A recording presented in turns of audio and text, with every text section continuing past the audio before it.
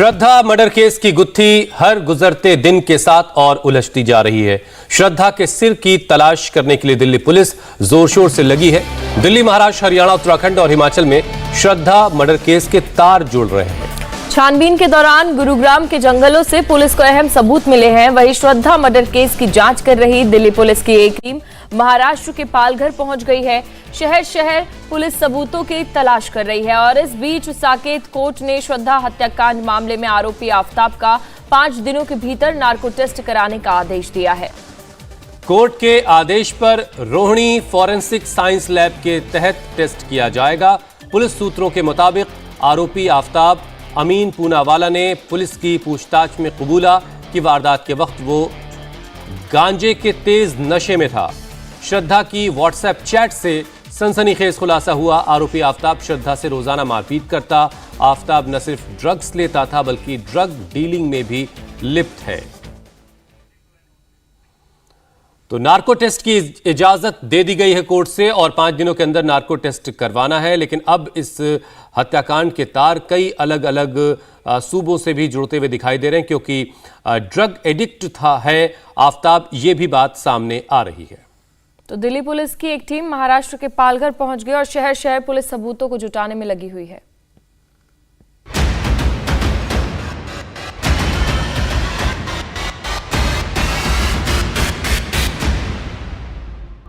Narco test से खुलेगा श्रद्धा murder case का राज।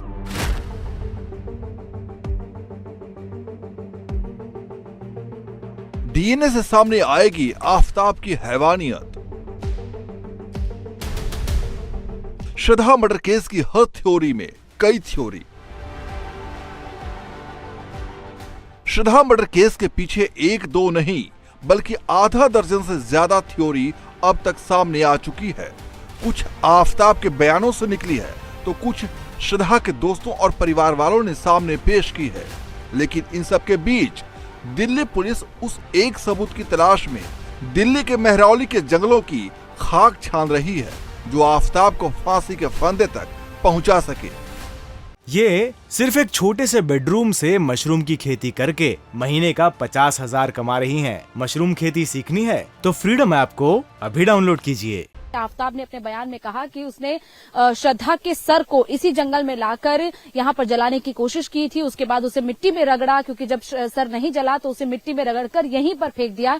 ऐसे में पुलिस को उम्मीद है कि यहीं से कहीं ना कहीं श्रद्धा का वो सर का कंकाल बरामद हो सकता है। इसीलिए पुलिस लगातार ये कोशिश कर रही है कि इसी जंगल में सर्च ऑपरेशन चलाकर यहां पर ही किसी न किसी तरीके से सबूतों को ढूंढा जा सके। हालांकि जंगल काफी घना है, कई किलोमीटर तक ये जंगल है। इसीलिए इस जंगल में सबसे ज्यादा परेशानी पुलिस को यही हो रही है कि 6 महीने पुरानी ये घटना है। 6 महीने पहले इस तरीके से यहां पर श्रद्धा की बॉडी के पार्ट्स को फेंका गया था। ऐसे में अगर कोई कंकाल यहां पर मिलते भी हैं वो भी श्रद्धा के है या नहीं है, ये सारी चीजें डीएनए के बाद पता चलेंगी। लेकिन पुलिस फिलहाल यही कोशिश कर रही है कि किसी भी तरीके से उन कंकालों को, श्रद्धा की बॉडी के पार्ट्स को ढूंढा जा सके ताकि जल्द से जल्द इस मामले में एक रिपोर्ट तैयार की जा सके और आफताब को सख्त से सख्त सजा दिलाई जा सके। श्रद्धा मर्डर केस का आरोपी आफताब अमीन पूनावाला सच बोल रहा है या झूठ, इस बात का फैसला अब नार्को टेस्ट से होगा।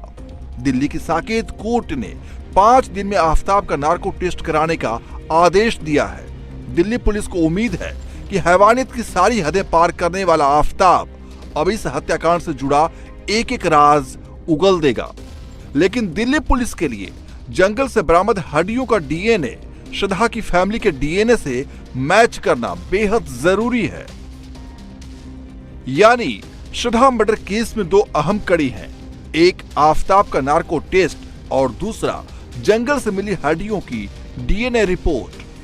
पूरे जंगल को खंगाला जा रहा है। टीम्स अलग अलग हिस्सों में बटी हुई है और अलग अलग हिस्सों में जाकर ये देखा जा रहा है कि क्या कहीं पर, जिस तरीके से आफताब ने जो बयान दिए उसके आधार पर, क्या कहीं पर भी बॉडी के कुछ और पार्ट्स रिकवर हो सकते हैं। और कल जिस जगह पर एक दिन पहले जो जहां पर सर्च ऑपरेशन चल रहा था उससे भी अंदर की तरफ पुलिस पहुंच रही है और लगातार यहां पर सर्च ऑपरेशन किया जा रहा है। देखिए इस तरीके से ये लाठी लेकर और लाठी के आगे इस तरीके का एक धारदार हथियार यहां पर लगा है, उससे उसकी मदद से यहाँ पर सर्च ऑपरेशन चलाया जा रहा है, ताकि जो रास्ते में झाड़ियां आ रही हैं उनको हटाया जा सके, जो कांटेदार यहाँ पर पेड़ हैं, झाड़ियां हैं, उनको हटाकर यहाँ पर सर्च ऑपरेशन चलाया जा सके। तो इसी तरीके से सर्च ऑपरेशन पिछले कई दिनों से चल रहा है, लेकिन अब जो 5 दिनों की आफताब की कस्टडी पुलिस को मिली है, ऐसे में ये 5 दिन काफी ज्यादा अहम हो जाते हैं और दिल्ली पुलिस का वो 5 दिन का काउंटडाउन भी आज से शुरू होता है कि आखिर क्या इन 5 दिनों में पुलिस को कोई ऐसी लीड मिलती है जिसकी मदद से आफताब के खिलाफ कोर्ट में कई ऐसे सबूत पेश किया जा सके जिससे आफताब को सख्त से सख्त सजा दिलवाई जा सके। हालांकि इन 5 दिनों के दौरान दिल्ली पुलिस को आफताब का नार्को टेस्ट भी करवाना है, जिसके लिए कोर्ट से इजाजत मिल गई है और जल्द ही नार्को टेस्ट करवाने की प्रक्रिया भी शुरू की जाएगी। इस बीच सबूतों और सुरागों की तलाश कर रही पुलिस अब दिल्ली समेत पूरे 5 राज्यों की हद तक जा पहुंची है। आफताब के बयान के बाद पुलिस दिल्ली, मुंबई, उत्तराखंड, हरियाणा और हिमाचल में सबूतों को खंगाल रही है। दिल्ली पुलिस आफताब के गुरुग्राम में ऑफिस के बगल के जंगल में भी सबूत तलाश रही है। पुलिस को शक है कि आफताब ने श्रद्धा के शरीर के कुछ टुकड़े यहाँ भी फेंके होंगे। इस बीच दिल्ली पुलिस को इस इलाके से एक काले रंग का पॉली बैग मिला है, जिसे पुलिस अपने साथ ले गई है। वहीं दिल्ली पुलिस की एक टीम इस वक्त मुंबई में है, क्योंकि श्रद्धा और आफताब के मिलने की कहानी मुंबई से शुरू हुई थी। ऐसे में दिल्ली पुलिस हर कड़ी को जोड़ना चाहती है। कल दिल्ली पुलिस ने श्रद्धा के दोस्त लक्ष्मण नाडर और उस मकान के मालिक के बयान दर्ज किए, जहां आफताब और श्रद्धा लिविंग में रहते थे। लक्ष्मण नाडर का हुआ, 2 लोगों का बयान हुआ, 1 का हुआ, 2 का हुआ, दूसरा कौन था? एक लाइन जवाब मत दीजिए। हाउस ओनर का। फर्दर इन्वेस्टिगेशन जारी है सर, आगे बताओ। और लोगों से पूछताछ के लिए बुलाने वाले, कुछ और लोग पूछताछ के लिए आने वाले हैं। हाँ, मैं भी आगे बुलाएंगे।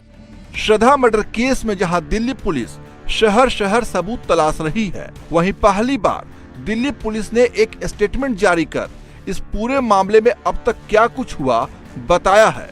दिल्ली पुलिस का कहना है कि कई टीमें श्रद्धा के सिर की तलाश में लगी हैं, लेकिन अभी तक पुलिस को सिर नहीं मिल पाया है। पुलिस की टीम 24 घंटे इस केस से जुड़े कागजात को तैयार करने के अलावा जो अलग अलग तथ्य इस केस को लेकर सामने आ रहे हैं, उनकी जांच कर रही है। टीमें इस हत्याकांड के मकसद का पता करने की कोशिशों में जुटी हुई है। दिल्ली पुलिस के मुताबिक केस अभी शुरुआती जांच में है।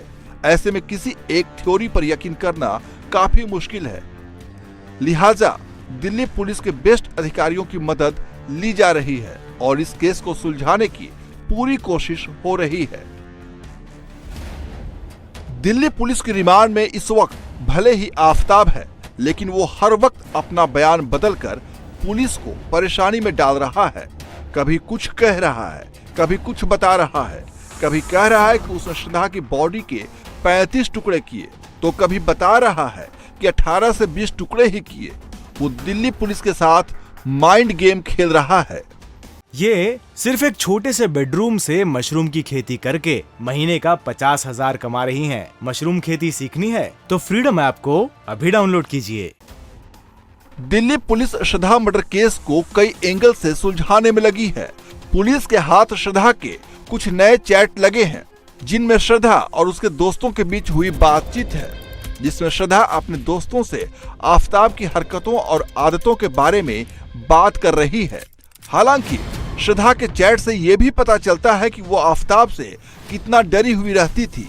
वो आफताब की हैवानियत को अपने दोस्तों तक को ठीक से नहीं बता पाती थी।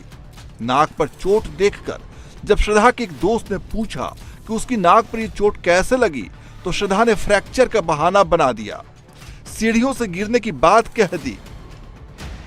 खुद श्रद्धा के पिता ने इंडिया टीवी से बातचीत के दौरान अपनी बेटी पर आफताब के क्रूरता की कहानी बताई। उन्होंने बताया कि कैसे उनकी बेटी आफताब के साथ डरी सहमी रहती थी। वो मतलब बहुत बुरी तरह पीटता था क्या अंकल? मतलब एकदम वैसा कुछ कि हॉस्पिटल में एडमिट करना पड़ता था। वो अभी जहाँ रहते थे वो बाजू वाले बोल रहे कि वो घर से दौड़ के नीचे जाती थी। अच्छा, मतलब ये तो बहुत ज्यादा तकलीफ होगी तभी तो वो इतना दौड़ के जा रही है बाहर।